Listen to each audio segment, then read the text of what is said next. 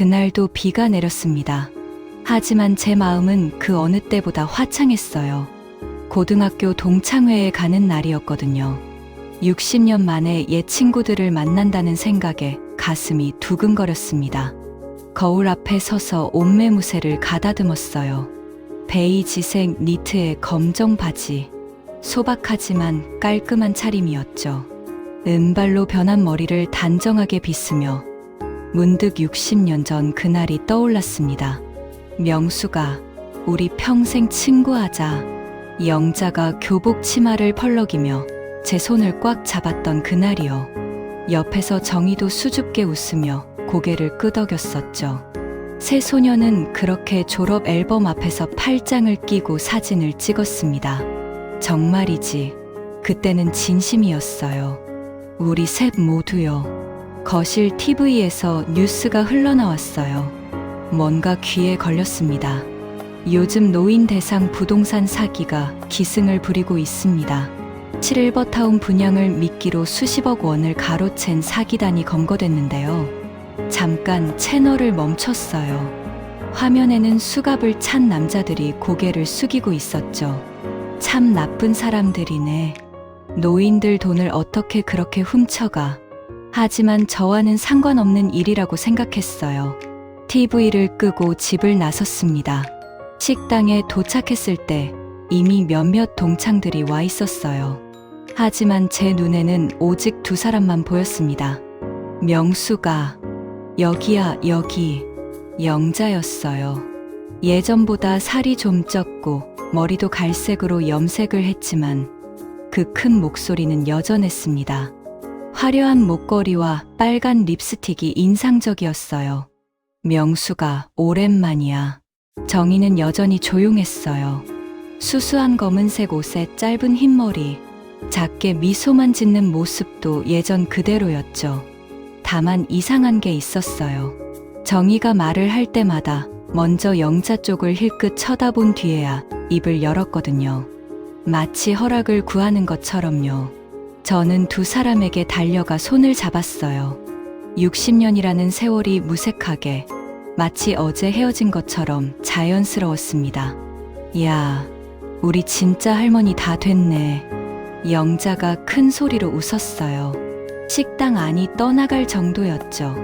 저도 따라 웃었습니다. 정희도 손으로 입을 가리며 조용히 웃었고요. 우리는 구석 자리에 앉아 옛날 이야기를 시작했어요. 고등학교 시절 몰래 담배를 피우다 걸렸던 일, 체육 선생님을 짝사랑했던 일, 수학 시험에서 커닝하다 들켰던 일까지 60년 전 기억들이 마치 어제 일처럼 생생했습니다. 그때 정말 재미있었지? 네, 정말 그랬어요. 가난했지만 행복했던 시절이었죠. 그러다가 영자가 갑자기 제 손을 잡았어요. 명수가, 너 그때 기억나? 내 아버지 사업 망해서 학비 못 낼 뻔했을 때 순간 가슴이 뭉클해졌어요. 잊을 수 없는 기억이었거든요. 고등학교 2학년 때였어요. 아버지 사업이 부도가 나서 하루아침에 집이 기울었죠. 학비를 내지 못해서 자퇴해야 할 처지였는데 영자가 자기 어머니 몰래 집에서 돈을 가져왔어요. 영자네도 형편이 어려웠는데 말이에요. 그때 내가 없었으면 나 학교 못 다녔어. 진짜 고마웠어. 영자야. 그게 뭐 대수라고. 우리 친구인데. 영자는 그때 웃으며 말했었죠. 그리고 졸업할 때까지 그 일을 아무한테도 말하지 않았어요. 저도 나중에 돈을 갚으려고 했지만 영자가 한사코 거절했었죠. 그 일 이후로 저는 영자에게 평생 빚진 마음이 있었어요. 영자가 뭘 부탁하든 거절하지 못하는 마음이요. 시간이 흐르면서 이야기는 자연스럽게 현재로 넘어왔어요. 명수가, 너 지금 혼자 사니? 영자가 물었어요. 저는 고개를 끄덕였습니다. 응, 남편 돌아가시고 5년째야. 애들은 다 바빠서. 말끝을 흐리자 영자가 제 손을 꽉 잡았어요. 우리도 마찬가지야. 나도 혼자 살고 정희도 혼자잖아. 정희도 조용히 고개를 끄덕였어요. 외로웠어요. 정말로요. 아들은 미국에 있고 딸은 서울에 있지만 바쁘다는 핑계로 1년에 한두 번 얼굴 보기도 힘들었거든요. 넓은 집에서 혼자 TV를 보며 시간을 보내는 게 제 일상이었습니다. 혼자 밥 먹고, 혼자 TV 보고, 혼자 잠들고, 가끔은 하루 종일 아무하고도 말을 안 하는 날도 있었어요. 있잖아, 명수가. 영자가 갑자기 목소리를 낮췄어요. 주변을 둘러보더니 우리에게 가까이 오라는 손짓을 했죠. 우리 셋이 같이 살면 어때? 저는 깜짝 놀라 영자를 쳐다봤어요. 같이 산다고? 응. 요즘 실버타운 있잖아. 노인들이 모여서 사는 곳. 거기 좋더라고. 내 아들이 그쪽 사업을 하거든. 영자의 눈이 반짝였어요. 시설도 좋고 의료 서비스도 있고 뭐 하나 부족한 게 없어. 게다가 우리 셋이 같이 살면 얼마나 좋아? 매일 수다 떨고 같이 밥 먹고 여행도 가고. 정희도 영자를 한번 쳐다보고 나서야 작게 미소 지으며 말했어요. 마치 대사를 확인받는 것처럼요. 나도 좋을 것 같아. 혼자 사는 거 너무 외로워서. 제 가슴이 뛰기 시작했어요. 60년 전 그 친구들과 함께 노년을 보낸다니. 생각만 해도 설레었습니다.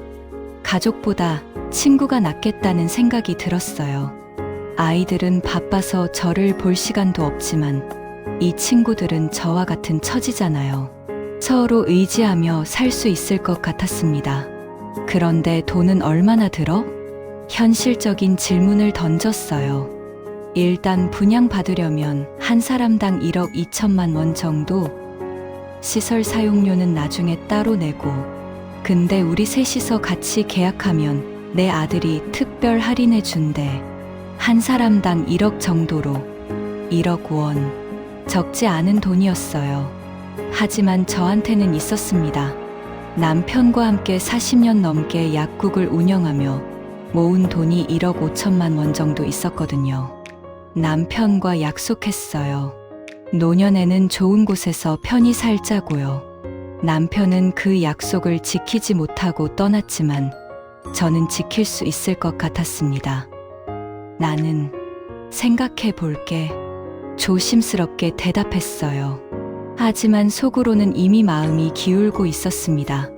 동창회가 끝나고 집으로 돌아오는 길에 계속 생각했어요. 60년 친구들과 함께하는 노년. 얼마나 행복할까요? 집에 도착해서 거실 선반에 놓인 졸업 앨범을 꺼냈어요. 낡고 바랜 흑백 사진 속에서 세 소녀가 웃고 있었습니다. 명숙, 영자, 정희. 우리 평생 친구하자. 60년 전 그 약속이 이제야 완성되는 것 같았어요. 며칠 후 영자에게서 전화가 왔어요. 명수가 우리 아들이 실버타운 자료 가지고 너네 집에 가도 된대. 같이 보자. 그래, 좋아. 그날 오후 영자와 정희가 함께 왔어요. 영자의 아들 태수도 함께였죠. 태수는 48살 정도 되어 보이는 남자였어요. 정장을 입고 넥타이까지 맸는데 뭔가 말끔해 보였습니다. 인사도 공손하게 했고요. 어머님, 처음 뵙겠습니다. 김태수입니다. 그래, 영자 아들이구나. 많이 컸네. 태수는 가방에서 화려한 팸플릿과 작은 모형까지 꺼냈어요. 실버타운 모형이었는데 정말 멋있어 보였습니다. 깔끔한 건물들, 넓은 정원, 산책로까지. 사진 속 노인들은 모두 행복해 보였어요. 여기는 행복 실버타운이라고 해서 제가 직접 기획한 프리미엄 시니어 레지던스입니다. 위치는 경기도 가평인데 남양 배치의 북한강 조망권이에요. 공기도 좋고 자연 경관도 아름답습니다. 태수의 설명은 유창했어요. 마치 전문 영업사원 같았죠. 의료 서비스는 어떻게 되는데? 제가 물었어요. 24시간 케어 시스템을 도입했습니다. 간호사 상주는 기본이고 각 세대마다 긴급 호출 버튼이 설치되어 있어요. 제휴 종합병원까지 차로 10분이면 갑니다. 혈압, 혈당 같은 기본 건강 체크도 매주 무료로 해드리고요. 식사는 전문 영양사가 관리하는 맞춤형 식단이 제공됩니다. 당뇨식, 저염식 등 어머님들 건강 상태에 맞춰 개별 관리가 가능해요. 물론 직접 요리하실 수도 있고요. 각 세대마다 시스템 주방이 다 설치되어 있으니까요. 모든 게 완벽해 보였어요. 그런데 분양가가 얼마라고 했지? 원래는 한 세대당 1억 2천만 원입니다. 하지만 어머님들처럼 세 분이 같이 계약하시면, 그리고 제가 어머니 친구분들이시니까 특별히 할인해서 한 분당 1억 원으로 해드릴 수 있습니다. 사실 이번 1차 분양의 프리미엄 동호수가 딱 5세대 남았는데 문의가 많아서 이번 주 안에 마감될 수도 있어요. 어머님들이시니까 솔직히 말씀드리는 건데 이 가격에 이 조건은 다시 안 나옵니다. 2차 분양 때는 최소 30% 이상 올라가거든요. 1억 원, 2천만 원 할인이네요. 관리비는 월 50만 원입니다. 식비, 전기세, 수도세 다 포함이에요. 계산해 봤어요. 1억 원 분양비에 월 50만 원 관리비. 제가 가진 돈으로 충분히 가능했습니다. 생각해 볼게요. 조심스럽게 대답했지만 영자는 이미 결심한 것 같았어요. 나는 할 거야. 명수가, 정희야, 우리 셋이 같이 살자. 60년 만에 다시 만났는데 이번엔 헤어지지 말자. 영자의 눈에 눈물이 맺혔어요. 저도 모르게 코끝이 찡해졌습니다. 영자가 정희 쪽을 힐끗 쳐다봤어요. 거의 눈짓 같은 것이었죠. 명숙이 나도 같이 살고 싶어. 정희가 기다렸다는 듯이 조용히 말했어요. 영자가 고개를 살짝 끄덕이는 게 보였지만 그때는 대수롭지 않게 넘겼습니다. 그날 밤 저는 잠을 이룰 수 없었어요. 계속 생각했거든요. 60년 친구들과 함께하는 노년. 매일 웃고 수다 떨고 여행도 가고 혼자 외롭게 늙어가는 것보다 친구들과 함께하는 게 훨씬 나을 것 같았어요. 자녀들은 바빠서 저를 볼 시간도 없잖아요. 1년에 한두 번 전화하는 게 전부고 명절에도 바빠서 못 가요 라는 말만 들으니까요. 하지만 영자와 정희는 다릅니다. 우리는 같은 처지고 서로를 이해해요. 60년 우정이 있으니까 믿을 수 있고요. 다음 날 아침 저는 결심했어요. 영자에게 전화를 걸었습니다. 영자야, 나도 할래. 우리 셋이 같이 살자. 정말. 명수가, 정말 고마워. 우리 평생 친구하는 거다. 영자의 목소리에서 기쁨이 느껴졌어요. 그렇게 우리의 꿈 같은 계획이 시작됐습니다. 60년 만에 다시 만난 친구들과 함께 노년을 보내는 계획이요. 그때는 몰랐어요. 이 모든 게 악몽의 시작이 될 줄은요. 은행에 가기 전날 태수에게서 택배가 왔어요. 봉투 안에는 행복 실버타운 분양 가계 약서와 분양 예정 확인증이 들어 있었습니다. 서류에는 행복 실버타운 개발사업 주식회사라는 도장이 찍혀 있었고 분양 호수, 평수, 입주 예정일까지 빼곡하게 적혀 있었어요. 심지어 경기도청 인허가 번호까지 기재되어 있었죠. 지금 생각하면 확인만 했어도 가짜라는 걸 알 수 있었을 텐데 그 서류를 보자마자 마음이 놓여버렸어요. 아, 진짜 제대로 된 사업이구나 하고요. 영자가 전화로 말했어요. 명수가 서류 받았지. 태수가 성의 표시로 미리 보냈대. 본 계약서는 입금 확인되면 법무사 통해서 정식으로 보내준다고 했어. 그 말을 듣고 마지막 의심까지 사라졌어요. 은행에 간 날을 잊을 수가 없습니다. 손에 통장을 꽉 쥐고 ATM기 앞에 섰을 때 제 심장이 빠르게 뛰고 있었거든요. 1억 원이 아니라 5천만 원을 먼저 보내기로 했어요. 계약금 명목이었죠. 태수가 그렇게 하자고 했거든요. 일단 계약금으로 5천만 원씩만 보내주시면 저희가 명의 등록하고 계약서 준비해서 보내드릴게요. 잔금은 한 달 후에 입금하시면 됩니다. 합리적으로 들렸어요. 집 살 때도 계약금부터 내니까요. ATM 화면을 보며 송금 버튼을 누르려는데 옆에서 누군가 말을 걸었어요. 어머님, 잠깐만요. 젊은 은행 직원이었어요. 30대 정도 되어 보이는 여자 직원이었죠. 무슨 일이에요? 어머님, 이체하시려는 금액이 5천만 원이신데 혹시 사기는 아니신지 확인하고 싶어서요. 사기라니요. 저는 고개를 저었어요. 아니에요. 실버타운 분양받는 거예요. 실버타운이요? 어느 회사인데요? 행복 실버타운이요. 친구 아들이 운영하는 곳이에요. 직원의 얼굴이 심각해졌어요. 어머님, 요즘 실버타운 사기가 정말 많아요. 계약서는 받으셨어요? 계약서 아직 받지 못했어요. 태수가 입금 확인되면 보내준다고 했거든요. 아직이요. 입금하면 준다고 했어요. 어머님, 그거 위험해요. 계약서를 먼저 받으셔야죠. 입금부터 하라고 하면 대부분 사기예요. 직원의 말에 가슴이 철렁 내려앉았어요. 하지만 이내 마음을 진정시켰습니다. 아니야. 영자 아들인데 무슨 사기겠어. 60년 친구를 믿어야지.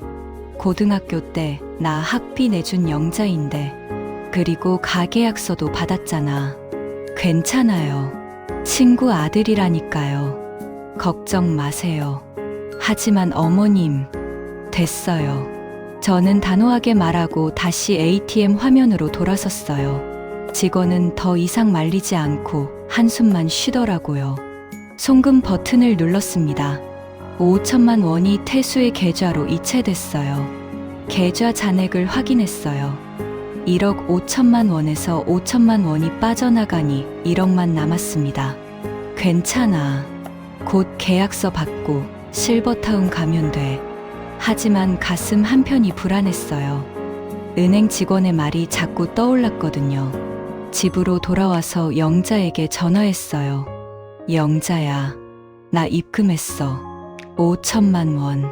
나도 방금 보냈어. 정희도 보냈대. 그럼 이제 계약서 언제 받아? 태수가 일주일 안에 보내준다고 했어.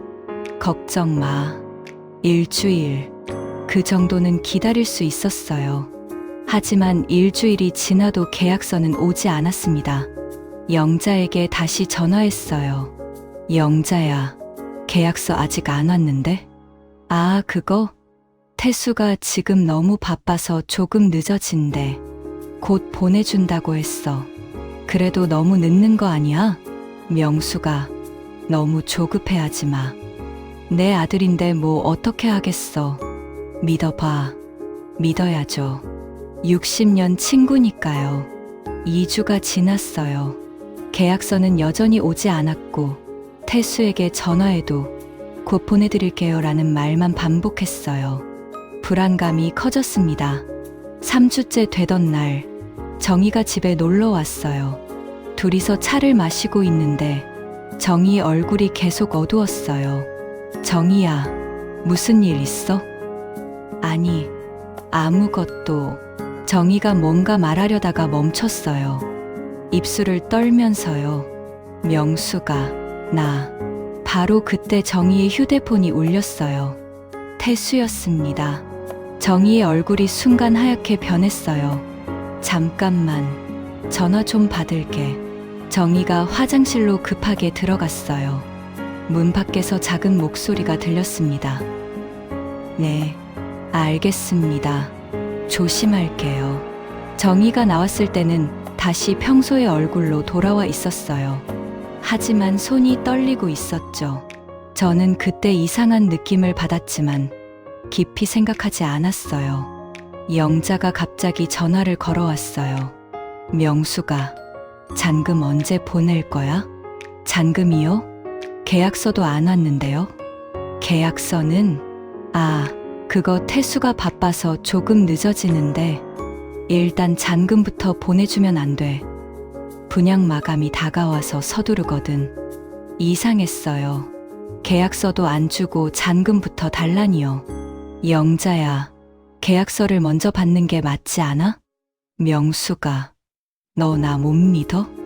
영자의 목소리가 차갑게 변했어요. 그게 아니라 내가 60년 친구한테 사기치겠어. 너무하는 거 아니야? 미안해, 영자야. 그게 아니라 절차상. 됐어. 너 하기 싫으면 하지 마. 나랑 정의만 들어갈게. 전화가 끊겼어요. 가슴이 답답했습니다. 제가 잘못한 건가요? 계약서를 달라는 게 그렇게 이상한 요구인가요? 하지만 영자가 화를 낸 게 더 마음에 걸렸어요. 60년 친구인데 제가 그 친구를 의심했다는 게 미안했거든요. 그날 밤 잠을 이룰 수 없었어요. 계속 생각했습니다. 혹시 내가 너무 의심이 많은 건가? 영자가 나한테 사기를 치겠어. 60년 친구인데 다음 날 아침 결심했어요. 나머지 돈을 보내기로요. 은행에 갔습니다. 이번에는 다른 직원이 있었어요. 5천만 원 송금할게요. 네, 어머님. 계좌번호 주세요. 송금을 마치고 나오는데 다리가 후들후들 떨렸어요. 이제 제 통장에는 5천만 원밖에 남지 않았습니다. 평생 모은 돈의 3분의 2가 사라진 거예요. 괜찮아. 실버타운 가면 행복할 거야. 영자랑 정이랑 같이 살면 외롭지 않을 거야. 스스로를 다독였습니다. 영자에게 전화했어요. 영자야, 나 잔금 보냈어. 아, 그래? 고마워. 명수가. 내가 어제 너무 화를 냈지? 미안해. 아니야, 내가 미안해. 널 의심한 것처럼 말해서. 우리가 무슨 사이인데. 이제 곧 함께 살 텐데 걱정하지 마. 전화를 끊고 나니 조금 마음이 편해졌어요. 하지만 그 평온함은 오래가지 않았습니다. 일주일 후 정희에게서 전화가 왔어요. 명수가 나 영자한테 전화했는데 안 받아. 그래? 나도 한번 전화해 볼게. 영자에게 전화했어요. 신호음만 길게 울리다가 끊겼습니다. 다시 걸었어요. 또 안 받았어요. 문자를 보냈어요. 영자야, 나 명숙이야. 전화 좀 받아줘. 계약서 언제 받아? 답장이 없었습니다. 불안감이 확신으로 바뀌기 시작했어요. 태수에게도 전화했어요. 역시 안 받았습니다. 사무실 번호로 전화했어요. 현재 사용하지 않는 번호입니다. 라는 안내 멘트만 흘러나왔어요. 심장이 멎는 줄 알았습니다. 정희에게 다시 전화했어요. 정희야, 영자랑 태수한테 연락이 안 돼. 나도. 어떡하지? 명수가? 사무실 주소 알아? 한번 가보자. 응. 태수가 준 명함에 있어. 다음 날 아침 일찍 정희와 함께 사무실로 찾아갔어요. 서울 강남에 있다고 했거든요. 택시를 타고 주소지로 갔어요. 오피스텔 건물이었습니다. 5층으로 올라가서 505 문을 찾았어요. 행복 실버타운이라는 간판이 붙어 있었죠. 초인종을 눌렀어요. 아무 대답이 없었습니다. 문을 두드렸어요. 여기 사람 없어요? 조용했어요. 문 손잡이를 돌려봤어요. 잠겨 있지 않았습니다. 문을 열고 들어갔어요. 텅 비어 있었습니다. 책상도, 의자도, 컴퓨터도 모두 사라졌어요. 바닥에는 찢어진 종이 몇 장만 나뒹굴고 있었습니다. 벽에 붙어 있던 실버타운 포스터는 반쯤 떨어져 바닥에 널려 있었어요. 명수가. 정희가 제 팔을 잡았어요. 그 손이 얼음장처럼 차가웠습니다. 저는 그 자리에 주저앉았어요. 다리에 힘이 쭉 빠져서 더 이상 서 있을 수 없었거든요. 사기당한 거였어요. 60년 친구에게 말이에요. 1억 원이 한순간에 사라진 거였습니다. 아니, 돈보다 더 큰 것을 잃었어요. 60년 동안 쌓아온 우정을요. 텅 빈 사무실 바닥에 주저앉아 있던 저를 정희가 일으켜 세웠어요. 명수가, 일어나. 여기 계속 있을 수 없어. 하지만 저는 일어날 힘이 없었습니다. 온몸에서 힘이 쭉 빠져나간 것 같았거든요. 1억 원. 평생 모은 돈이었어요. 남편과 함께 40년 넘게 약국을 운영하며 한 푼 두 푼 모은 돈이었죠. 새벽부터 밤늦게까지 일했어요. 명절도 없이, 휴일도 없이요. 그렇게 모은 돈을 단 한 달 만에 모두 잃어버렸습니다. 명수가, 경찰서에 가자. 신고해야 해. 정희가 제 팔을 잡아당겼어요. 저는 비틀거리며 일어섰습니다. 경찰서로 가는 길이 참 멀게 느껴졌어요. 다리가 제대로 움직이지 않았거든요. 경찰서에 도착해서 민원실로 들어갔습니다. 어떤 일로 오셨어요? 젊은 경찰관이 물었어요. 사기를 당했어요. 제 목소리가 떨렸습니다. 어떤 사기인데요? 실버타운 분양 사기요. 1억 원을 보냈는데 연락이 끊겼어요. 경찰관이 키보드를 두드리며 물었어요. 계약서는 있으세요? 계약서 없었어요. 없어요. 입금하면 준다고 했는데 영수증은요? 그것도 없어요. 경찰관이 난처한 표정을 지었어요. 어머님, 계약서나 영수증 같은 증거가 없으면 사기로 입건하기가 어려워요. 민사 문제로 봐야 할 수도 있고요. 민사 문제라니요. 이게 민사 문제예요? 그럼 제 돈은 어떻게 되는 거예요? 일단 피해 신고는 접수해 드릴게요. 하지만 범인을 찾지 못하면 말끝을 흐렸어요. 저는 알 수 있었어요. 제 돈을 돌려받을 가능성이 거의 없다는 걸요. 경찰서를 나와서 정희와 헤어졌어요. 정희도 저만큼 충격을 받은 것 같았어요. 말없이 고개만 숙인 채 택시를 타고 떠났죠. 저는 혼자 걸어서 집으로 돌아왔어요. 얼마나 걸렸는지도 모르겠어요. 그냥 걷고 또 걸었습니다. 집에 도착했을 때는 이미 어두워져 있었어요. 현관문을 열고 들어가니 텅 빈 집이 저를 맞이했습니다. 불을 켰어요. 환한 형광등 불빛이 쓸쓸하게 느껴졌죠. 거실 소파에 주저앉았어요. 그리고 문득 선반 위에 놓인 졸업 앨범이 보였습니다. 일어나서 앨범을 꺼냈어요. 먼지가 쌓여 있었죠. 앨범을 펼쳤습니다. 흑백 사진 속에서 세 소녀가 웃고 있었어요. 명숙, 영자, 정희. 교복을 입고 팔짱을 낀 채 환하게 웃고 있는 우리 셋이었습니다. 우리 평생 친구하자. 60년 전 영자가 했던 말이 떠올랐어요. 평생 친구. 60년 동안 우정을 지켜온 친구. 하지만 그 친구가 저를 배신했어요. 제 돈을 가지고 사라졌습니다. 눈물이 나왔어요. 처음에는 참으려고 했어요. 하지만 참을 수가 없었습니다. 저는 바닥에 무릎을 꿇고 앨범을 꽉 껴안았어요. 그리고 소리내어 울기 시작했습니다. 으아, 온몸이 떨렸어요. 가슴이 터질 것 같았어요. 왜요? 왜 저한테 이런 짓을 한 거예요? 60년 동안 친구라고 믿었는데, 함께 노년을 보내자고 약속했는데, 얼마나 울었을까요? 목이 쉴 때까지 울었어요. 눈물이 다 마르고 나서야 겨우 정신을 차렸습니다. 시계를 보니 밤 11시였어요. 저는 비틀거리며 일어나 침실로 갔어요. 침대에 누웠지만 잠이 오지 않았습니다. 천장을 바라보며 계속 생각했어요. 어떻게 해야 하지? 제 돈을 돌려받을 수 있을까? 영자에게 다시 전화해봤어요. 여전히 안 받았습니다.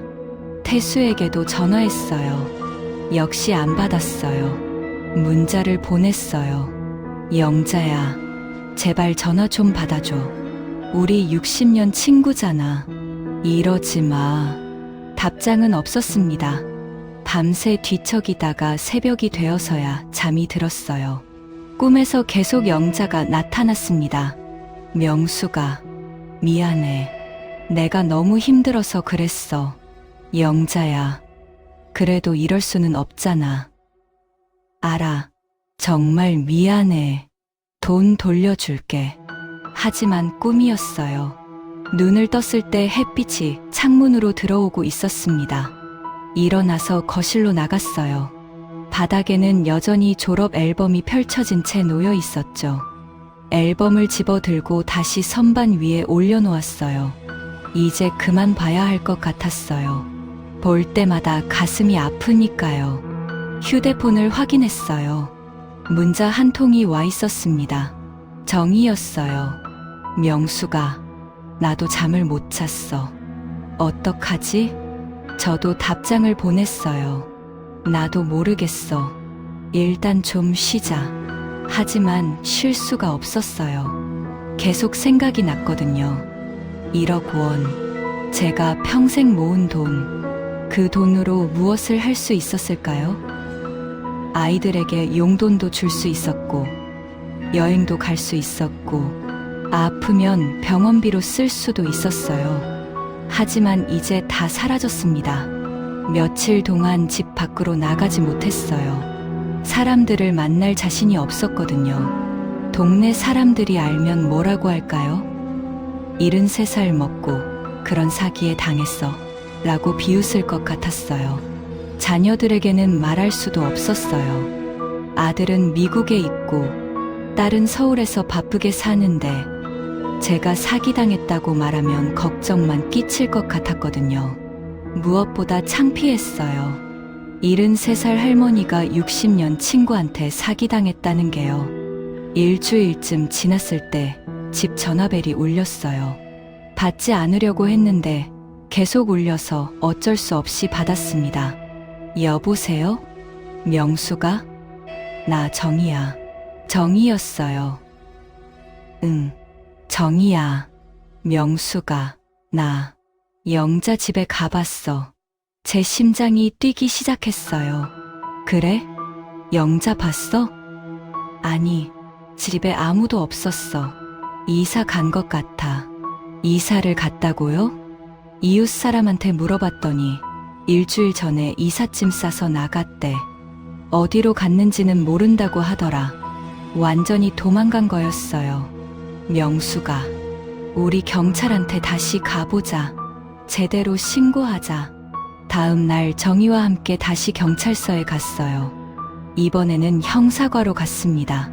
형사님께 처음부터 끝까지 설명했어요. 동창회에서 만난 일, 실버타운 이야기, 돈을 보낸 일, 사무실이 비어있던 일, 영자가 이사 간 일까지요. 형사님이 고개를 끄덕이며 들었어요. 일단 수사를 시작해 보겠습니다. 하지만 김영자 씨와 아들 김태수 씨의 소재를 파악하기까지 시간이 좀 걸릴 수 있어요. 네, 알겠습니다. 경찰서를 나오는데 정희가 말했어요. 명수가, 우리 끝까지 해보자. 포기하면 안 돼. 응. 하지만 속으로는 이미 포기하고 있었어요. 돈은 이미 사라졌고, 영자도 사라졌고, 60년 우정도 사라졌어요. 저한테 남은 건 텅 빈 통장과 깨진 마음뿐이었습니다. 그 무렵 인터넷에서 비슷한 피해 사례를 혼자 찾아보다가 노인 사기 피해자 모임이라는 카페를 발견했어요. 거기에 제 이야기를 올렸습니다. 행복 실버타운 분양 사기 피해자입니다. 60년 친구한테 속아서 1억 원을 잃었어요. 어떻게 해야 할지 모르겠습니다. 며칠 후 쪽지가 하나 왔어요. 명숙 씨, 저는 강민수라고 합니다. 형사 출신이고 저도 친구한테 사기당한 적 있습니다.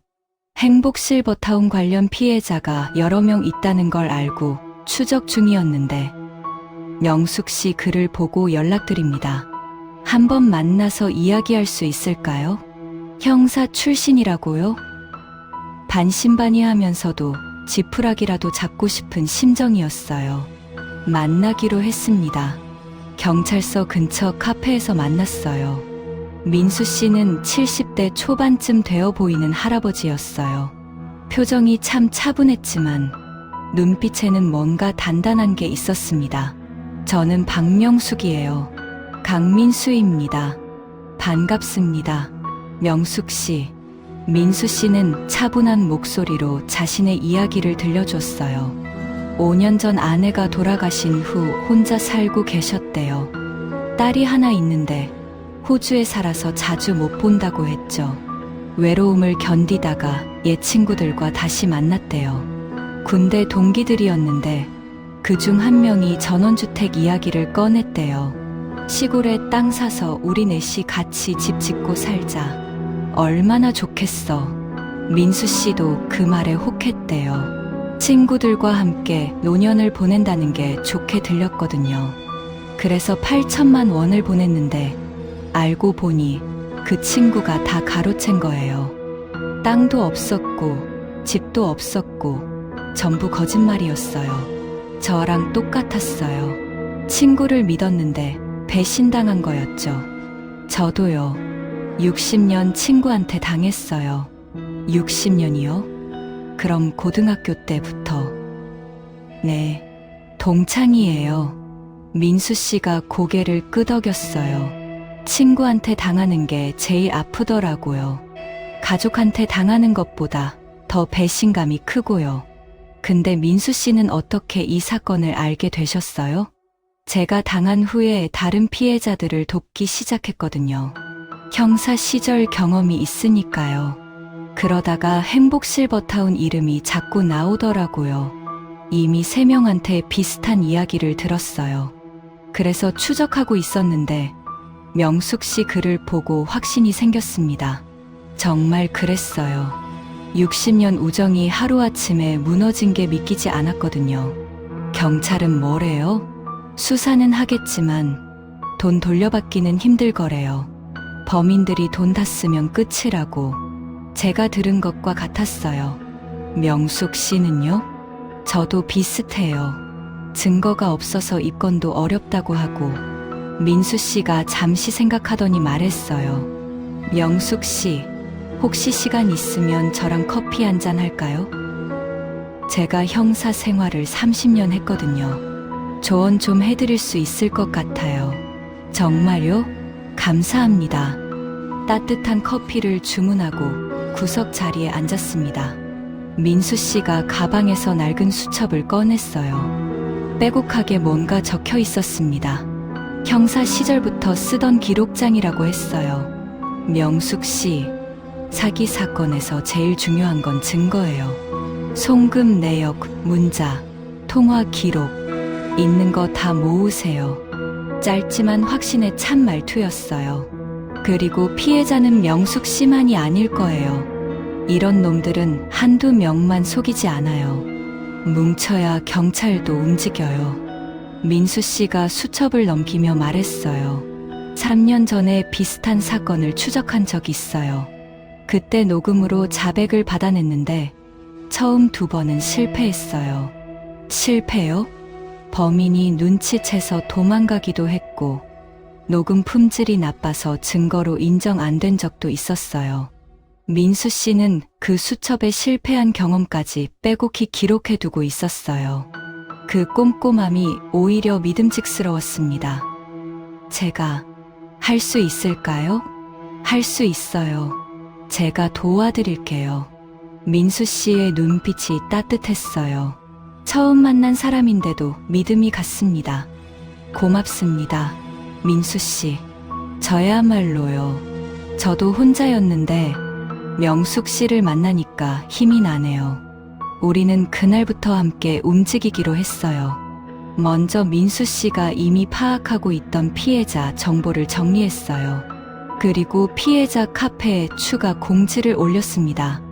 행복실버타운 피해자 여러분, 전직 형사 출신이 수사를 도와주기로 했습니다. 함께 모여서 대응합시다.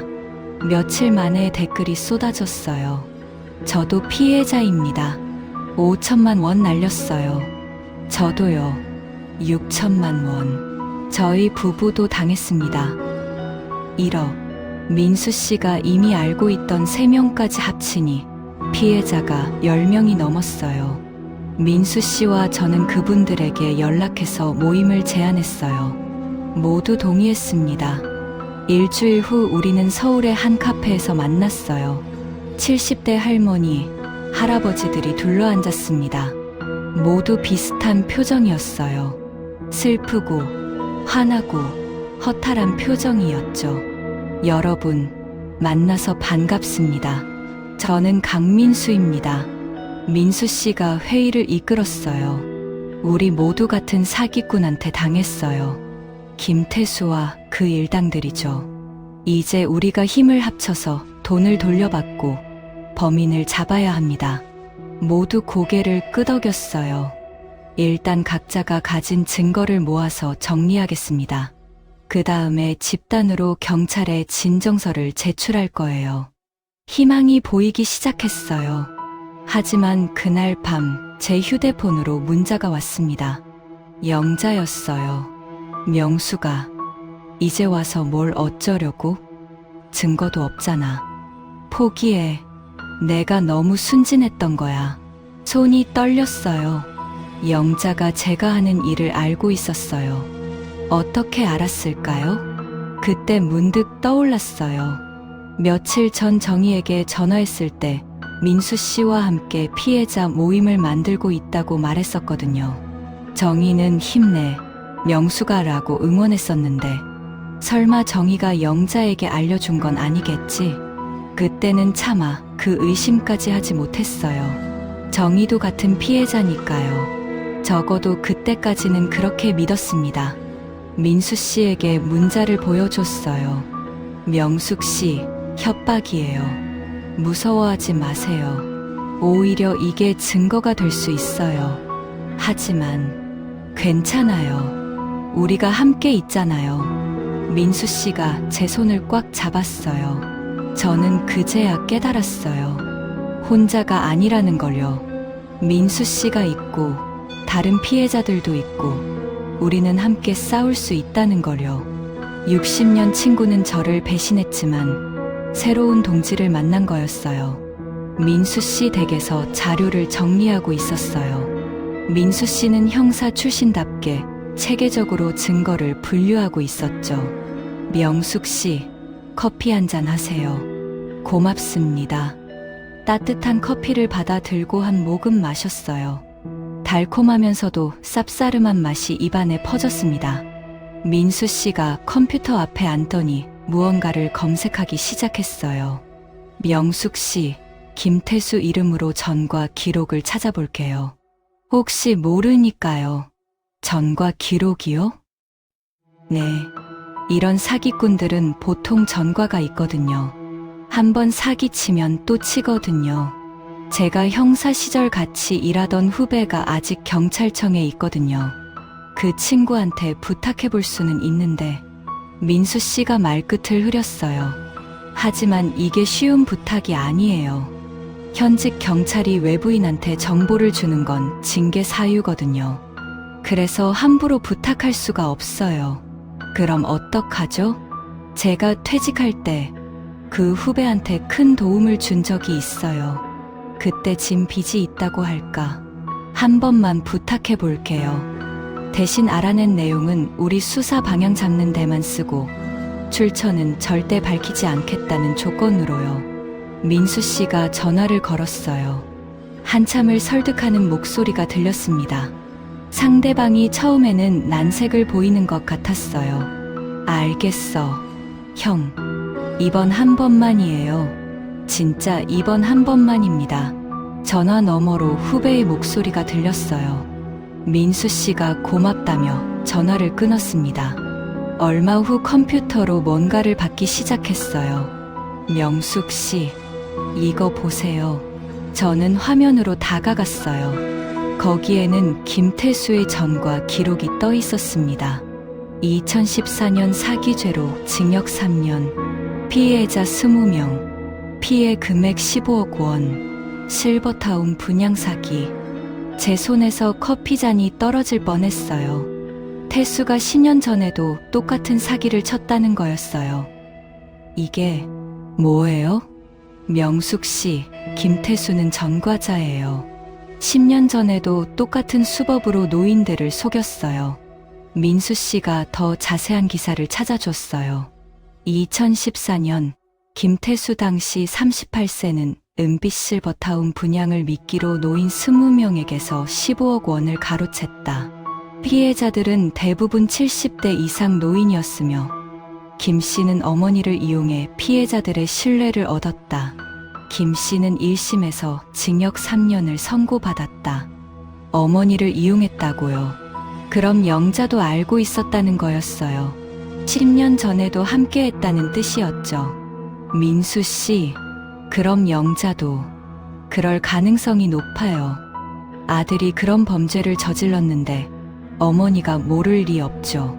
제 다리에 힘이 쭉 빠졌어요. 민수 씨가 얼른 제 팔을 잡아줬습니다. 명숙 씨, 괜찮아요? 아니, 괜찮지 않아요. 60년 친구가 10년 전부터 이런 짓을 했다니 눈물이 나왔어요. 이번엔 슬픔이 아니라 분노 때문이었습니다. 영자는 10년 전에도 이런 짓을 했어요. 그리고 아들이 감옥에서 나온 후 또다시 저를 이용한 거였어요. 60년 우정은 영자에게 아무 의미가 없었던 거예요. 그저 사기의 도구였을 뿐이었죠. 민수 씨가 더 많은 자료를 찾기 시작했어요. 명숙 씨, 10년 전 재판 기록을 찾아볼게요. 혹시 더 나올지 모르니까요. 얼마 후 민수 씨가 놀란 표정으로 저를 쳐다봤어요. 명숙 씨, 이거 뭐예요? 10년 전 피해자 명단에 이정이라는 이름이 있어요. 정이라는 이름을 계속 부정하고 싶었어요. 뭐라고요? 10년 전 재판에서 정이가 피해자로 증언했어요. 5천만 원을 잃었다고요. 민수 씨가 신문 기사를 찾아줬어요. 작은 흑백 사진이 있었는데 법정에 들어가는 여자의 뒷모습이었어요. 피해자 이정희 당시 63세 씨는 김태수에게 5천만 원을 사기당했다고 증언했다. 그런데 이상한 게 있었어요. 민수 씨, 근데 정희는 돈을 돌려받았나요? 잠깐만요. 민수 씨가 더 찾아봤어요. 이상하네요. 다른 피해자들은 일부라도 돌려받았는데 정희 씨는 기록이 없어요. 왜요? 모르겠어요. 혹시 민수 씨가 다른 기사를 찾기 시작했어요. 그리고 10분 후 결정적인 증거를 찾았습니다. 김태수 사기 사건 일부 피해자가 공범 가능성, 검찰 수사 중 특히 피해자로 위장한 이정희 63세가 실제로는 김태수와 공모해 다른 피해자들의 신뢰를 높이는 역할을 했을 가능성이 제기됐다. 저는 그 자리에 주저앉았어요. 정의도 같은 공범이란 사실이 제 마음을 더 주저앉게 만들었어요. 명숙 씨, 민수 씨가 저를 붙잡았어요. 하지만 저는 이미 정신이 나간 상태였습니다. 영자만이 아니었어요. 정의도 함께였죠. 60년 친구 둘 다 저를 속인 거였어요. 명숙 씨, 정신 차리세요. 민수 씨가 제 어깨를 흔들었어요. 민수 씨, 정의도 말을 제대로 할 수가 없었어요. 정의는 제가 제일 먼저 만난 친구였어요. 초등학교 때부터 알았고, 중학교도 같이 다녔고, 고등학교도 같이 나왔죠. 조용하고 착한 아이였어요. 항상 저를 따라다녔고, 제 말을 잘 들었어요. 그런 정의가 저를 속였다니, 더 저를 혼란스럽게 하는 것은 10년 전에도 똑같은 짓을 했고, 이번에도 똑같은 짓을 한 거예요. 명숙 씨, 물 좀 드세요. 민수 씨가 물을 가져다 줬어요. 저는 떨리는 손으로 물을 받아 마셨습니다. 이제 확실해졌어요. 김태수, 김영자, 이정희 세 사람이 조직적으로 사기를 친 거예요. 민수 씨가 정리를 시작했어요. 김태수는 실행범이고 김영자는 신뢰를 주는 역할, 이정희는 피해자로 위장해서 다른 피해자들을 안심시키는 역할이었어요. 완벽한 계획이었어요. 정희가 저도 1억 원 보냈어요 라고 말했을 때 저는 안심했었거든요. 친구도 돈을 보냈으니 안전하다고 생각했죠. 하지만 그게 다 연극이었어요. 명숙 씨, 이제 경찰에 이 자료를 제출해야 해요. 이 정도 증거면 입건 가능해요. 민수 씨가 자료를 정리했어요. 하지만 저는 움직일 수가 없었어요. 60년 우정. 두 친구 모두 저를 배신한 거였어요. 명숙 씨, 힘내세요. 우리가 꼭 잡을 거예요. 민수 씨의 손이 제 어깨 위에 놓였어요. 따뜻했습니다. 고맙습니다. 민수 씨. 민수 씨가 아니었으면 저는 아니에요. 우리가 함께 하니까 가능한 거예요. 저는 천천히 일어났어요. 무너질 순 없었어요. 아직 할 일이 남아 있었으니까요. 영자와 정의를 반드시 찾아야 했어요. 그리고 제 돈을 돌려받아야 했습니다. 무엇보다 60년 우정을 짓밟은 그들에게 대가를 치르게 해야 했어요. 며칠 뒤 민수 씨가 영자의 새 주소를 찾아냈어요. 명숙 씨, 영자가 인천에 있어요. 작은 빌라인데 아들 태수랑 같이 사는 것 같아요. 가볼까요? 가야죠. 하지만 녹음기를 준비해야 해요. 혹시 자백하면 증거로 쓸 수 있으니까요. 민수 씨가 작은 녹음기를 주머니에 넣어줬어요. 명숙 씨, 무서우면 안 가도 돼요. 아니에요. 가야 해요. 직접 물어봐야 해요. 저는 결심했어요. 영자를 만나서 왜 이런 짓을 했는지 물어보고 싶었거든요. 다음 날 아침 일찍 인천으로 갔어요. 민수 씨도 함께 갔지만 멀리서 지켜보기로 했습니다. 영자의 빌라 앞에 도착했어요. 낡은 3층짜리 건물이었습니다. 계단을 올라가 2층 문 앞에 섰어요. 문패에 김영자라고 적혀 있었습니다. 심장이 빠르게 뛰었어요. 손이 떨렸습니다. 초인종을 눌렀어요. 잠시 후 문이 열렸어요. 영자였어요. 60년 친구 영자가 제 앞에 서 있었습니다. 명수가? 영자도 놀란 것 같았어요. 영자야. 제 목소리가 떨렸어요. 어떻게 여길 누가 알려줬어? 그게 중요해? 저는 영자의 눈을 똑바로 쳐다봤어요. 왜 그런 짓을 한 거야? 영자의 얼굴이 굳어졌어요. 잠시 망설이더니 문을 더 열었습니다. 들어와. 집 안은 어지러웠어요. 짐들이 여기저기 쌓여 있고 정리되지 않은 상태였죠. 바로 그때 안쪽 방에서 남자 목소리가 들렸어요. 엄마, 누구야? 태수였습니다. 방에서 나온 태수는 저를 보고 순간 얼굴이 굳었어요. 아니, 여긴 어떻게? 태수 씨, 오랜만이네요. 제 목소리가 차갑게 나왔어요. 태수와 영자가 서로 눈빛을 주고받았습니다. 긴장한 기색이 역력했어요. 태수야, 내 방으로 들어가 있어. 하지만 엄마, 들어가. 영자가 소리를 지르자 태수가 마지못해 방으로 들어갔어요. 하지만 문을 완전히 닫지 않고 살짝 열어둔 채 안에서 듣고 있는 것 같았습니다. 거실 소파에 앉았어요. 영자는 맞은편에 앉았습니다. 영자야, 내 돈 어디 갔어? 직접적으로 물었어요. 영자가 한숨을 쉬었어요. 명수가, 미안해. 미안하다고요? 그것만으로 끝인가요? 미안하다고? 1억 원을 가져가고 미안하다고?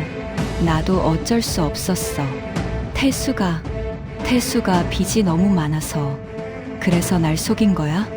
60년 친구를? 영자가 고개를 숙였어요.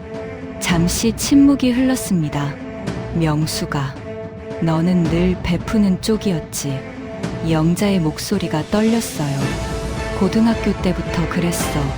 너는 공부도 잘하고 예쁘고 집안도 좋았지. 나는 가난한 집 딸이었어.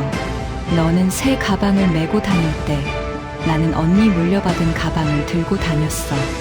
영자야, 도시락 얘기 기억나? 너는 그냥 농담으로 한 말이었겠지. 별로 맛없어 보인다고. 하지만 나한테는 농담이 아니었어. 그날 도시락 못 먹고 버렸어. 너무 창피해서. 영자의 눈에 눈물이 고였어요. 받는 내 마음은 생각 안 해봤지. 60년 동안 계속 받기만 했어. 내가 잘 되는 걸 보면서 기뻐하는 척했지만 속으로는 질투가 났어. 저는 말문이 막혔어요. 그게 내 잘못이야? 잘못은 아니지. 하지만 나는 늘 내 그늘 아래 있었어. 영자야, 나는 한 번도 널 그렇게 본 적 없어. 내가 그렇게 생각 안 해도 나는 그렇게 느꼈어.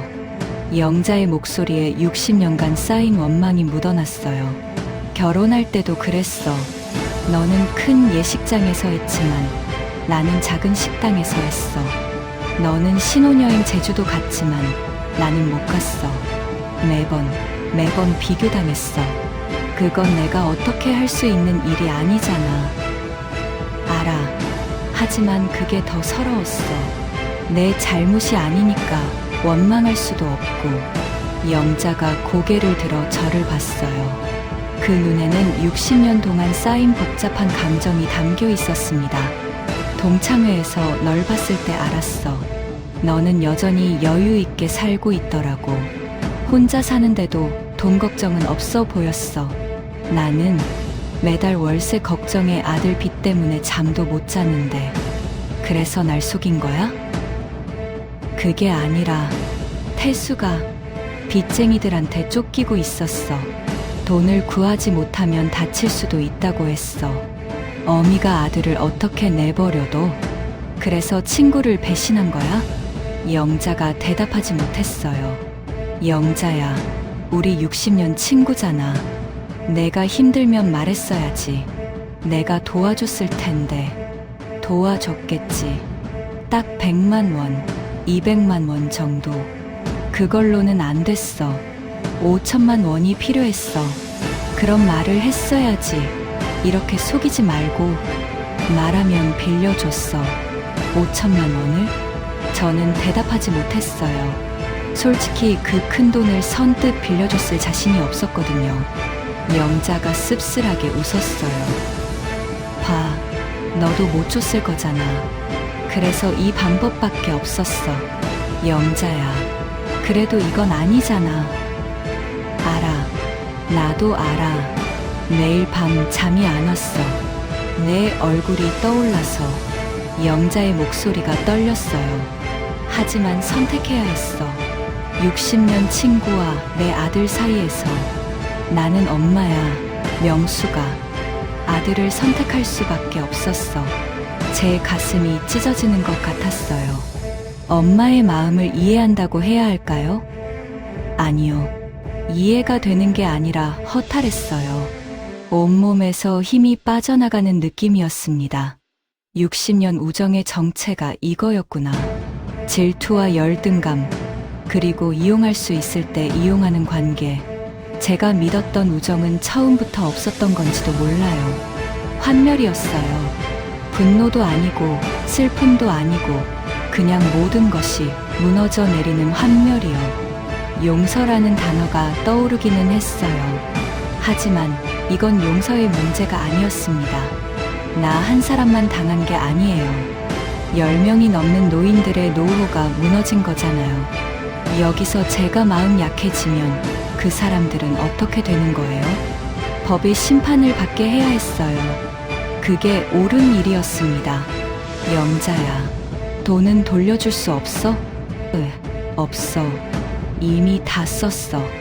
거짓말이잖아. 아직 2달밖에 안 됐는데. 태수 빚 갚고 이사 비용 내고 다 썼어. 영자가 팔짱을 끼고 말했어요. 그리고 돌려줄 생각도 없어. 저는 더 이상 말할 수 없었어요. 일어나서 문 쪽으로 걸어갔습니다. 명수가 영자가 뒤에서 불렀어요. 경찰에 신고해봤자 소용없어. 증거도 없잖아. 저는 돌아보지 않았어요. 그리고 정희도 마찬가지야. 우리는 한 팀이거든. 문을 열고 나왔습니다. 계단을 내려가는데 다리가 후들후들 떨렸어요. 멀리서 민수 씨가 달려왔습니다. 명숙 씨. 저는 민수 씨 품에 안겨 울기 시작했어요. 60년 우정은 이렇게 끝났습니다. 하지만 저는 포기하지 않을 거예요. 녹음기에 영자의 자백이 모두 담겨 있었으니까요. 민수 씨 집에서 녹음 파일을 들었어요. 영자의 목소리가 또렷하게 들렸습니다. 어미가 아들을 어떻게 내버려둬? 선택해야 했어. 60년 친구와 내 아들 사이에서 태수 빚 갚고 이사 비용 내고 다 썼어. 돌려줄 생각도 없어. 완벽한 자백이었어요. 명숙 씨, 이 정도면 충분해요. 바로 경찰서에 가죠. 다음 날 우리는 녹음 파일과 모든 증거를 들고 경찰서로 갔어요. 형사님이 녹음 파일을 들었습니다. 이거 대단한 증거네요. 바로 입건하겠습니다. 정말요? 네, 사기죄로 고소 가능합니다. 피해자가 많고 전과도 있고 자백까지 있으니 확실해요. 드디어 희망이 보였어요. 김영자, 김태수, 이정희 3명 모두 수배하겠습니다. 일주일 후 연락이 왔어요. 3명 모두 체포됐다는 소식이었습니다. 명숙 씨, 잡혔대요. 민수 씨가 전화로 알려줬어요. 저는 그 자리에 주저앉아 울었어요. 이번엔 기쁨의 눈물이었습니다. 재판이 열렸어요. 법정에 갔을 때 영자와 정희가 피고석에 앉아 있었습니다. 수갑을 찬 모습이었어요. 영자는 저를 보더니 재빨리 고개를 돌렸어요. 하지만 몇 분 후 다시 저를 쳐다봤습니다. 그리고 또 고개를 돌렸어요. 재판 내내 영자는 저와 눈을 마주치는 것을 피했습니다. 가끔 흘끗흘끗 쳐다보다가 제가 보면 바로 고개를 숙이곤 했죠. 정희는 고개를 숙인 채 저를 보지 않았습니다. 피고인 김영자, 김태수, 이정희는 공모하여 피해자 박명숙 외 10명에게서 총 9억 원을 사취했습니다. 검사가 기소 내용을 읽었어요. 특히 피고인 김태수는 10년 전에도 동일한 범죄로 징역 3년을 선고받은 바 있으며 출소 후 또다시 같은 범죄를 저질렀습니다. 피고인 김영자는 아들의 범행을 알면서도 동창회를 이용해 피해자들의 신뢰를 얻는 역할을 했습니다. 피고인 이정희는 피해자로 위장하여 다른 피해자들을 안심시키는 역할을 했습니다. 재판장이 영자를 쳐다봤어요. 피고인 김영자, 할 말 있습니까? 영자가 일어섰어요. 그리고 처음으로 저를 똑바로 쳐다봤습니다. 저는 잘못했습니다. 하지만 저도 어쩔 수 없었어요. 아들이... 피고인... 재판장이 말을 끊었어요. 피해자들은 모두 70대 노인들입니다. 평생 모은 돈을 잃었어요. 그런데 어쩔 수 없었다고요? 영자가 말을 잇지 못했어요. 특히 피해자 박명숙 씨와는 60년 친구 사이였다면서요? 네, 그렇습니다. 60년 친구를 속인 겁니까? 영자가 고개를 숙였어요. 그리고 다시 저를 힐끗 쳐다봤다가 고개를 돌렸습니다. 다음은 정희 차례였어요. 피고인 이정희, 할 말 있습니까? 정희가 작은 목소리로 말하기 시작했어요. 하지만 이번에는 평소와 달리 멈추지 않았습니다. 죄송합니다. 저는 남편이 치매에 걸려서 요양병원에 입원해 있어요. 월 300만 원씩 병원비가 나가는데 연금으로는 턱없이 부족했어요. 병원에서 비용 못 내면 퇴원시키겠다고 했어요.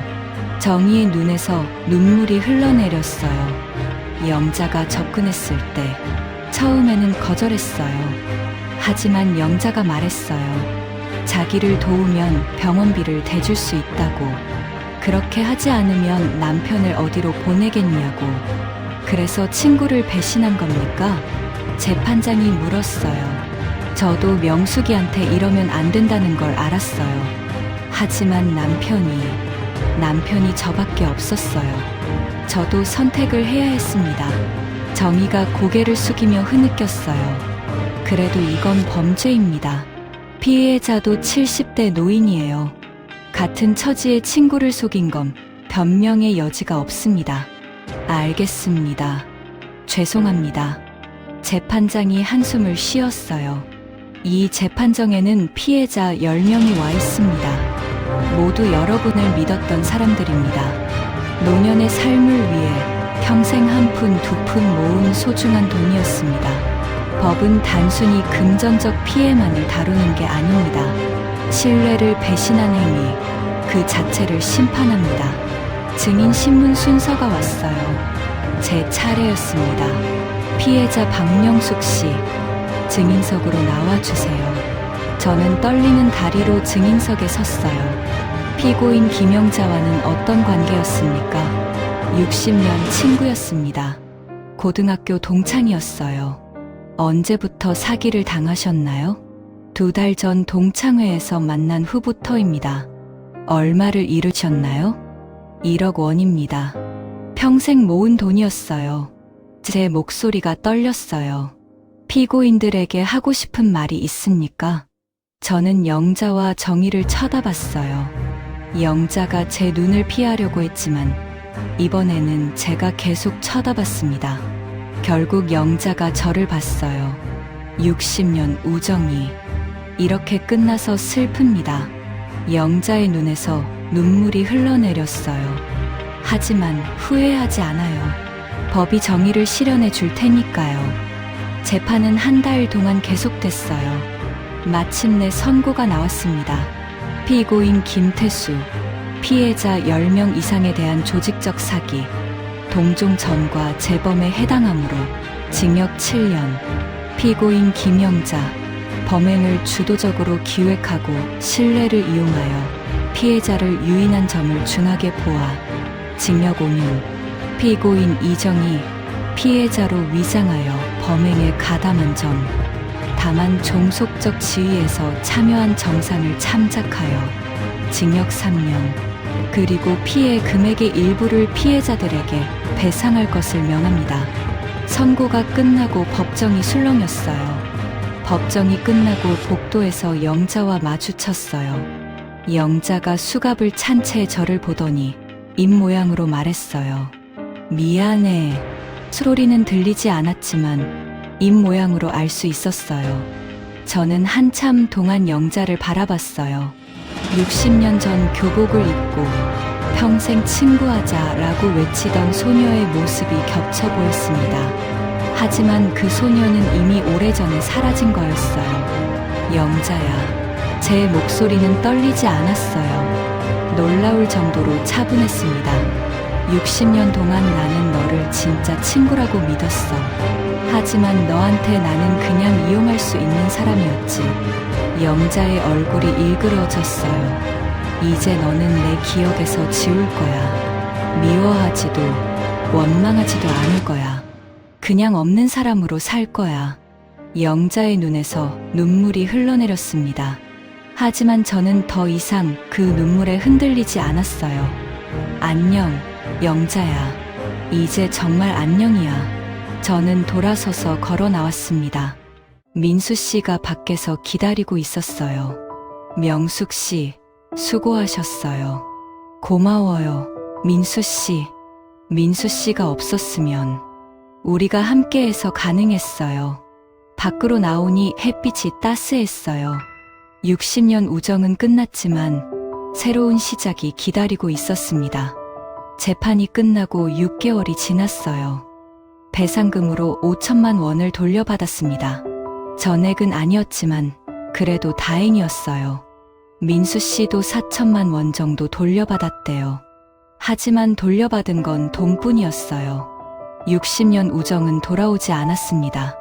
통장에는 5천만 원이 남아 있었지만 앞으로가 걱정이었어요. 약국을 운영할 때는 월세 수입이 있었지만 이제는 그것도 없어요.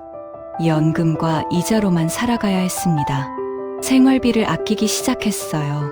시장에서 싸게 파는 물건만 사고 외식은 줄였죠. 전기세를 아끼려고 낮에는 불을 켜지 않았어요. 어느 날 마트에서 계산하는데 카드가 승인되지 않았어요. 죄송합니다, 어머님. 카드 한도 초과래요. 아, 그래요? 다른 카드로 할게요. 얼굴이 화끈거렸어요. 뒤에 줄 선 사람들이 저를 쳐다보는 것 같았거든요. 집에 돌아와서 통장을 확인했어요. 생각보다 돈이 빠르게 줄고 있었습니다. 한숨이 나왔어요. 1억이 있었으면 이렇게 걱정할 필요가 없었을 텐데. 그런데 그날 밤 딸 수진이에게서 전화가 왔어요. 엄마, 저예요. 수진아. 엄마, 요즘 어떻게 지내세요? 오랜만에 듣는 딸의 목소리였어요. 그냥, 그렇지 뭐. 엄마, 저 지난번에 오빠한테 들었어요. 어머니가 사기당하셨다고. 제 가슴이 철렁 내려앉았어요. 준호가 어떻게 알았어? 경찰서에서 연락이 갔나 봐요. 보호자 연락처로. 오빠가 미국에 있어서 제가 대신 전화 받았어요. 그랬구나. 엄마, 왜 저희한테 말씀 안 하셨어요? 수진의 목소리가 떨렸어요. 너희 걱정시키기 싫어서. 엄마가 그렇게 큰일을 혼자 겪으셨는데 저희는 아무것도 몰랐어요. 수진이 울기 시작했어요. 엄마, 정말 죄송해요. 저희가 더 자주 찾아뵀어야 했는데, 전화라도 더 자주 드렸어야 했는데. 수진아, 울지 마. 내 잘못이 아니야. 아니에요. 저희 잘못이에요. 엄마가 외로우셔서 친구들한테 의지하시게 된 거잖아요. 딸의 말에 가슴이 뭉클했어요. 엄마, 이번 주말에 애들 데리고 갈게요. 같이 저녁 먹어요. 그래, 고맙다. 주말에 수진이 정말로 왔어요. 손자, 손녀도 데리고요. 할머니, 보고 싶었어요.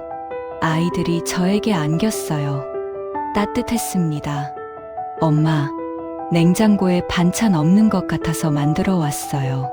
수진이 여러 반찬통을 냉장고에 넣었어요.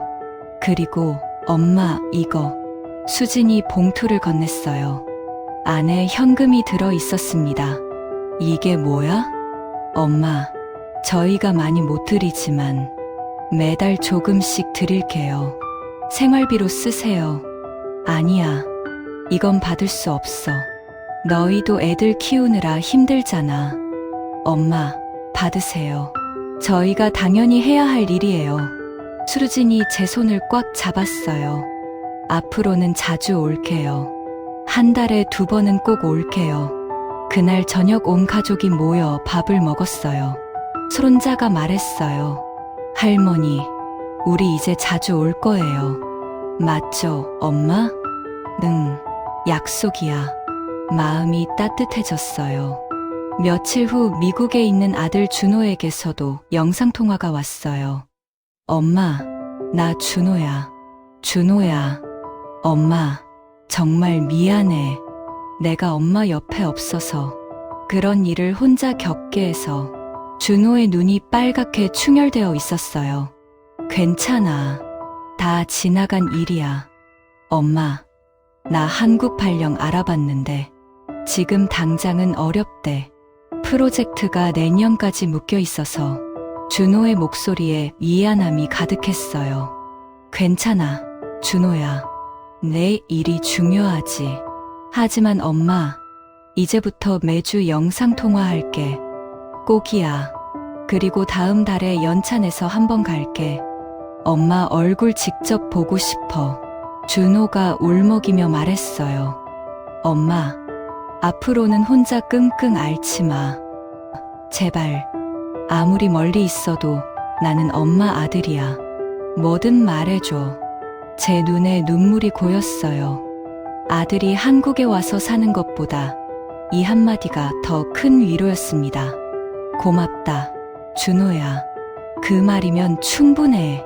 그날 이후 정말로 준호는 매주 영상통화를 했어요. 가끔은 30분, 가끔은 1시간 넘게. 미국에서 일어난 일, 손자 이야기, 그리고 제 안부까지. 멀리 있어도 마음은 가까워질 수 있다는 걸 알았습니다. 집 거실에서 졸업 앨범을 꺼냈어요. 마지막으로 보려고요. 흑백 사진 속에서 세 소녀가 웃고 있었습니다. 명숙, 영자, 정희. 우리 평생 친구하자. 60년 전 약속이 떠올랐어요. 하지만 그 약속은 지켜지지 않았습니다. 아니, 처음부터 거짓이었을지도 모르죠. 영자는 60년 동안 저를 질투했대요. 정희는 돈 때문에 저를 배신했고요. 진짜 친구였던 적이 있었을까요? 저는 앨범을 천천히 덮었어요. 이제 그만 봐야 할 것 같았어요. 과거에 매달리지 말고 앞으로 나아가야 했습니다. 다음 날 민수 씨에게서 전화가 왔어요. 명숙 씨, 오늘 시간 있어요? 공원에서 차 마실래요? 좋아요. 동네 공원에서 만났어요. 벤치에 앉아 따뜻한 차를 마셨습니다. 명숙 씨, 요즘 어때요? 좀 나아졌어요. 아이들이 자주 오기로 했어요. 다행이네요. 민수 씨는요? 저도 딸이 곧 한국에 온대요. 1달 정도 있을 거래요. 좋겠네요. 우리는 한동안 말없이 차를 마셨어요. 햇빛이 따스했어요. 나무에는 새싹이 돋아나고 있었습니다. 명숙 씨. 네. 명숙 씨 덕분에 많이 배웠어요. 제가요? 네. 혼자가 아니라는 것. 함께하면 이겨낼 수 있다는 것. 민수 씨가 제 손을 꽉 잡았어요. 앞으로도 계속 친구로 지내요. 네. 좋아요, 민수 씨. 진짜 친구는 오래된 시간이 아니라 진심에서 나온다는 걸 배웠어요. 60년 친구보다 6개월 친구가 더 진실할 수 있다는 것도요. 그날 오후 새로 사귄 이웃 할머니들과 모임을 가졌어요. 5명의 할머니들이 모여서 차를 마시고 수다를 떨었죠. 명숙 씨, 다음 주에 우리 같이 등산 갈래요? 좋아요. 그 다음 주에는 영화 보러 가요. 그것도 좋네요. 웃음소리가 끊이지 않았어요. 이 할머니들과는 60년을 알지 못했어요. 몇 달밖에 안 됐죠. 하지만 편안했어요. 서로를 있는 그대로 받아들였고 질투하지 않았으며 진심으로 대해줬으니까요. 저녁에 집으로 돌아와서 거울을 봤어요. 주름이 더 늘었지만 표정은 밝아졌어요. 박명숙, 잘했어. 거울 속 저에게 말했습니다. 창밖을 보니 석양이 지고 있었어요. 하늘이 주황빛으로 물들어 있었습니다. 아름다웠어요. 문득 영자와 정희가 떠올랐어요. 지금쯤 감옥에서 뭘 하고 있을까요? 후회하고 있을까요? 아니면 여전히 저를 원망하고 있을까요? 모르겠어요. 하지만 이제 상관없어요. 저는 제 인생을 살 테니까요. 60년 우정은 끝났지만 새로운 관계들이 시작됐어요. 진짜 친구들, 진짜 가족들과 함께요. 핸드폰이 울렸어요. 민수 씨였어요. 명숙 씨, 내일 같이 영화 볼래요? 저는 미소 지으며 답장을 보냈어요. 좋아요. 몇 시에 만날까요? 삶은 계속됐어요. 비록 돈을 잃고 우정을 잃었지만 더 중요한 것을 배웠습니다. 진짜 관계는 오래된 시간이 아니라 진심에서 나온다는 것. 나이는 숫자에 불과하고 언제든 새로 시작할 수 있다는 것. 그리고 혼자가 아니라 함께하면 어떤 어려움도 이겨낼 수 있다는 것을요. 70이 넘은 나이에 많은 것을 잃었지만 더 많은 것을 얻었어요. 가족의 소중함, 진짜 우정의 의미, 그리고 저 자신의 강함을요. 이제 저는 자유롭습니다. 과거에 얽매이지 않고 미래를 향해 나아갑니다. 민수 씨와 함께, 새 친구들과 함께, 가족들과 함께요. 돈은 조금 부족하지만 마음은 풍요롭습니다. 이것이 제가 선택한 삶이고 제가 찾은 행복입니다. 오늘 이야기 어떠셨나요? 혹시 주변에 비슷한 사연을 들어보셨나요? 믿었던 우정이란 이름으로 상처받은 아픔이 있으신 분들, 명숙 씨처럼 아픔을 이겨내고 주변이 더욱 새살이 돋듯이 풍요로워지기를 응원합니다. 오늘의 이야기가 좋으셨다면 댓글과 좋아요 부탁드립니다.